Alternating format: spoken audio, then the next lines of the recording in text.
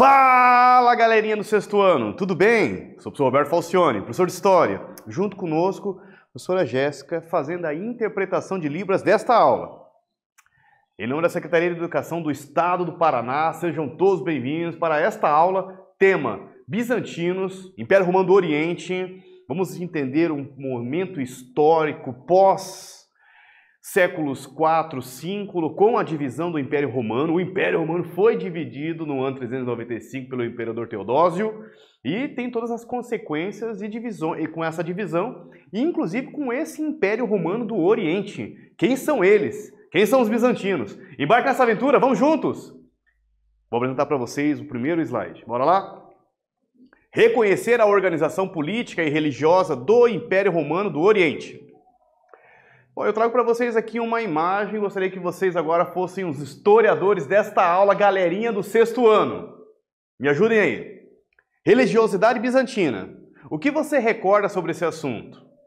Recordando das ações de Justiniano, como será que a religião na cultura, como será que era a religião na cultura bizantina? Galerinha, olhe que interessante e analisem os detalhes dessa construção no interior. Professor, pode ser um templo, né? Pode ser um museu, o que será, professor? Mas olha que interessante, galerinha. Tem características árabes, mas tem no centro uma pintura, né? Enfim, inclusive a Hagia Sophia, né? Santa Sofia em português, né? Como se fosse o menino Jesus, inclusive. Olha que interessante. Bom, os bizantinos eram cristãos, então esse é o primeiro ponto, né? Com a divisão do Império Romano, uma tentativa de solucionar a crise, que não deu muito certo, o cristianismo também vai para o Império Romano do Oriente. O problema é que com o tempo esse cristianismo vai... O problema não, né? As características históricas. Com o tempo vão se delineando e construindo, historicamente, uma nova religião. Ou uma religião diferente. Ué, mas o cristianismo não é só cristianismo, professor? Não. O cristianismo, as ideias de Jesus Cristo, não é mesmo? Ela tem várias divisões. O saber cristão se divide em várias religiões. Catolicismo, né? As igrejas neopentecostais, evangélicas, as igrejas protestantes, as primeiras, né? Do século XVI, calvinismo, luteranismo, anglicanismo. E temos também a Igreja Ortodoxa Grega, que surgiu no Império Bizantino. E todas são cristãs. Isso é interessante. As festas oficiais, como a coroação do imperador, tinham sempre caráter religioso. Os aniversários das pessoas eram comemorados duas vezes. Uma no ano do seu nascimento e outra no dia do santo, cujo nome a pessoa adotou. Aqui vocês estão vendo ícone de Teótoco ou de Gétrica. Meu Deus, professor, fala isso de novo. Toda vez que vocês encontrarem a Virgem Maria segurando o menino Jesus, significa, né, ícone, a imagem de Teótoco ou de Gétrica. Esse é o significado da palavra. Está em Istambul, capital da Turquia atual, Igreja Bizantina de São Salvador de Chora. E ela é uma pintura do século XI. Agora, observe o Império Bizantino e esta imagem vai trazer para vocês exatamente essa divisão e como é que ficou o Império, tanto do Oriente, como também os reinos germânicos que surgiram logo após a queda do Império Romano em 476. Então vamos imaginar que tudo isso daqui seria, em torno do Mar Mediterrâneo, o Império Romano do Oriente. No ano de 867, o Império Bizantino era só essa parte. Veja que já... essa região está toda formada por reinos, outros reinos inclusive. O Império Bizantino, com o tempo, passa por várias modificações. Em alguns momentos, inclusive, o imperador Justiniano quase conseguiu conquistar novamente todas as terras que formavam o Império Romano. Olha que bacana. Aqui está Constantinopla, é a capital do Império Bizantino. Hoje é Istambul, capital da Turquia. Veja que Atenas... inclusive a ilha de Creta e alguma região aqui do sul da Itália também faziam parte em 876 do Império Bizantino. Vamos falar um pouco agora sobre essa religiosidade então. Por que surgiu uma outra religião no Império Bizantino? Né? Ou melhor, um outro cristianismo, não é? As religiões são fenômenos culturais que expressam o encontro do ser humano com o transcendente, né? Com o sobrenatural. No entanto, as instituições religiosas passam por mudanças. Você sabia que a Igreja Católica Apostólica Romana passou por uma ruptura? Aqui vocês estão vendo uma imagem de uma catedral ortodoxa grega no estado de São Paulo, na cidade de São Paulo, falando melhor. Em destaque, os países com adeptos da fé cristã ortodoxa atualmente, quanto mais escuro o azul, maior é o índice de fiéis. Então, observem que na região da Rússia, principalmente, tem um grande número de adeptos à religião ortodoxa grega. Na região da Europa também, olha que interessante, uma curiosidade, o Egito, hein? Olha que interessante. Austrália, Estados Unidos e Canadá, um roxinho um pouquinho mais escurinho, não é mesmo? Um azulzinho. Compreender a origem dessa religião é fundamental para conhecermos a história de uma das principais religiões do mundo. Galerinha do sexto ano, agora é com vocês. Copiem seu caderno e responda. Quais os aspectos importantes da religiosidade bizantina podemos destacar? Daqui a pouquinho nós voltamos. Corrigimos junto.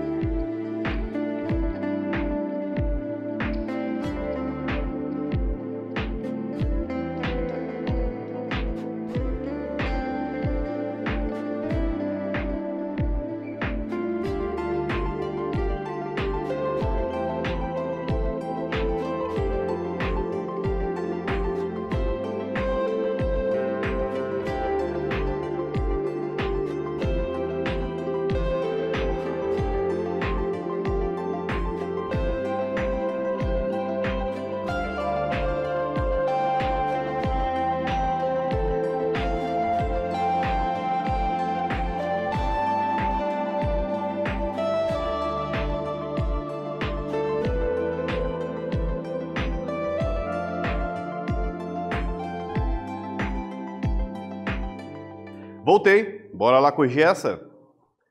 Quais aspectos importantes podemos destacar? Os bizantinos eram cristãos. Bom, primeiro ponto, né? Isso é importante. As festas oficiais, como a coroação do imperador, tinham sempre caráter religioso. Mais um destaque, né? Então parece que existe uma relação muito forte entre política e religiosidade. Aliás, nesse Império Bizantino vai surgir uma espécie de uma aliança tão forte e o imperador vai acabar assumindo um papel religioso central que vamos considerar, vai surgir o termo, falando melhor, cesaropapismo. Cesaropapismo? César, imperador, papismo, de papa. Então ele aproxima o poder central, poder político, poder terreno, com o poder religioso. Olha que interessante.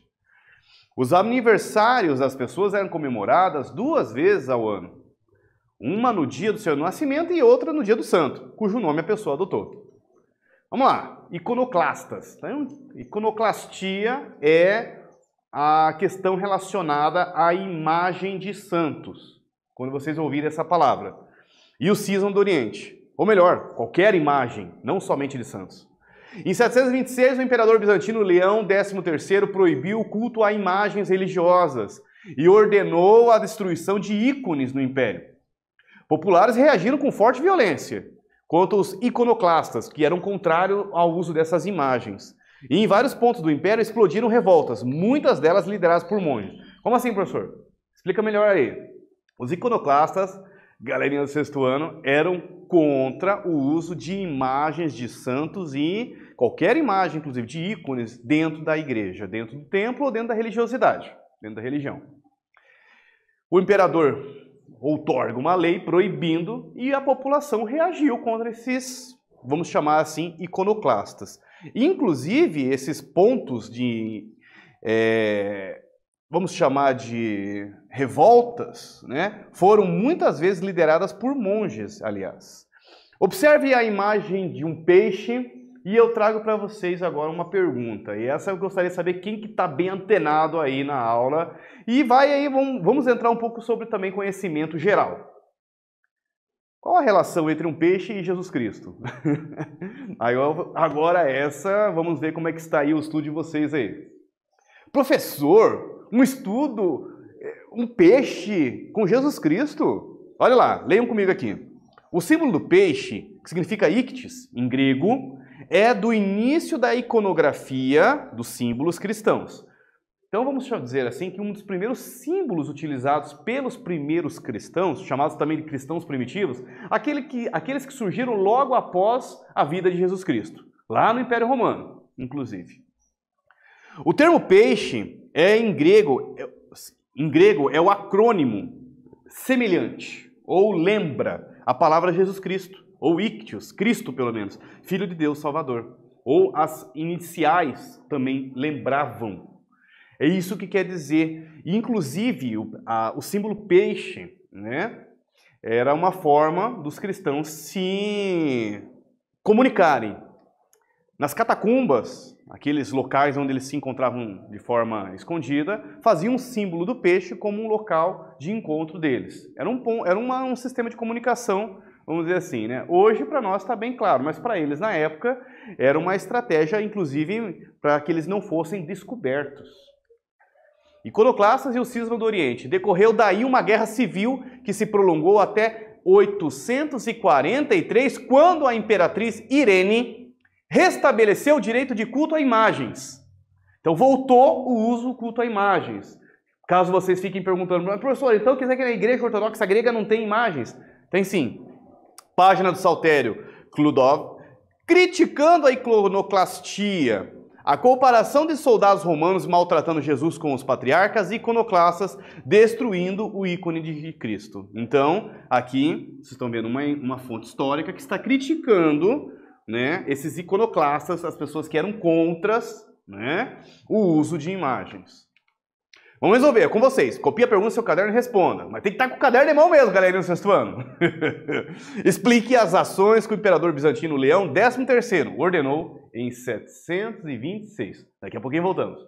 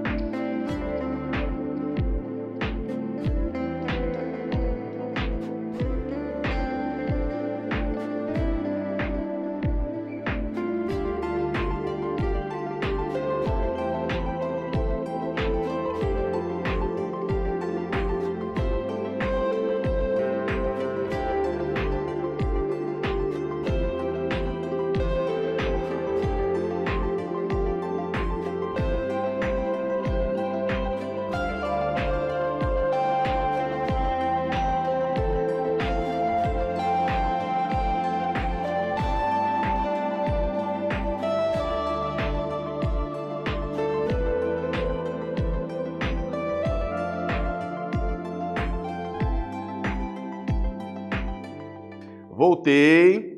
Bora lá corrigir essa junto conosco. As ações que o imperador Leão XIII ordenou em 726, ele proibiu o culto a imagens religiosas, ordenou a destruição de ícones no império, uma situação política que inclusive resultou em várias revoltas populares, aliás, algumas lideradas por monges que eram contra esse movimento iconoclasta, eles estavam criticando os iconoclastas, que eram contra as imagens, ok? Iconoclastas e o cisma do Oriente. Então não vai dar certo essa história, né? Uma hora vai estourar. São muitas diferenças. Não somente a questão religiosa do uso de imagens. Esse é um movimento iconoclasta que era nos séculos 8 e 9.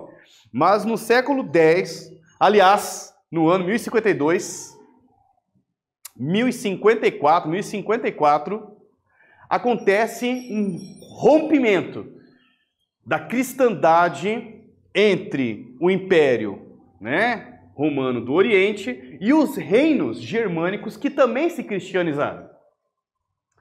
Tudo também, aliás, motivado por questões políticas.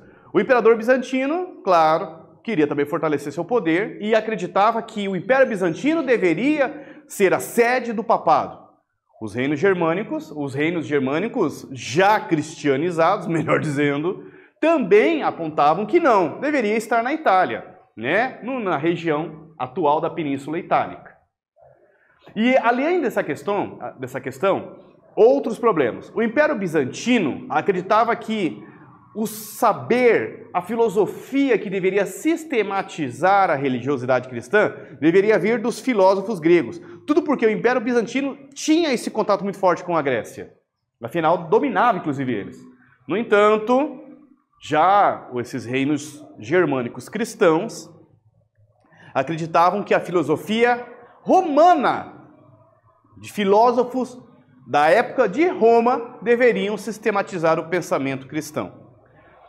Somada a todas essas questões, e claro, o imperador bizantino de olho nesse poder papal no Império Bizantino, ocorre o chamado Cisma do Oriente. No ano de 1054, surge então agora sim oficial a Igreja Ortodoxa Grega no Império Bizantino e a Igreja Católica Apostólica Romana, e agora vocês entendem até o porquê do romano, em Roma. Com o tempo, o cristianismo dos bizantinos foi trilhando o caminho próprio, a língua falada na missa era o grego, negava-se a existência do purgatório. Conforme o cristianismo bizantino se diferenciava do romano, as divergências entre patriarca e o papa iam aumentando, já que ambos se consideravam dirigentes supremos da cristandade. Novamente, aliás, esse patriarca é o chefe supremo do Império Bizantino. Ele é o governante máximo. Quando ele, após o cisma do Oriente, ele fica com o poder, então, político e o religioso. Somando esses dois, usamos o termo de cesaropapismo. Lembrando de César, poder político, e Papa, poder central religioso. As relações entre o patriarca e o Papa pioraram a tal ponto que em 1054 ocorreu um rompimento. A igreja cristã dividia-se em duas: a igreja católica apostólica romana, liderada pelo Papa, e a igreja cristã ortodoxa grega, dirigida pelo patriarca. Essa divisão entrou para a história até os dias atuais como Cisma do Oriente. Observem aqui em azul a religião ortodoxa grega e em laranjado a Igreja Católica Apostólica Romana. Esse cristianismo chamado de ortodoxo expandiu-se com as fronteiras do Império. Conforme ampliavam suas conquistas, os bizantinos foram evangelizando e convertendo-se por povos eslavos ao cristianismo. Mas, professor, como é que foi chegar aqui em Curitiba? Como que chegou até o Brasil? Junto com os imigrantes poloneses, ucranianos, veio também na sua bagagem sua religiosidade, sua cultura, e nisso também, claro, a Igreja Ortodoxa Grega. Essa aqui é de Antioquia, fica em Curitiba. Império Bizantino em 1180, você tem inclusive outros povos, Reino da Sicília, Califado de Almohada, mas nessa cor meio creme, vocês encontram o Império Bizantino. E eles estão fazendo fronteira com outros reinos poderosos. O Sultanato de Rum, Antioquia, Império Aiúbida, né? E a região aqui do Império Bizantino, nessa cor, Constantinopla, a capital do Império Bizantino. Responda seu caderno, última perguntinha, galerinha. De acordo com os estudos desta aula, explique o que foi o cisma do Oriente. Daqui a pouquinho voltamos. Corrigimos juntos.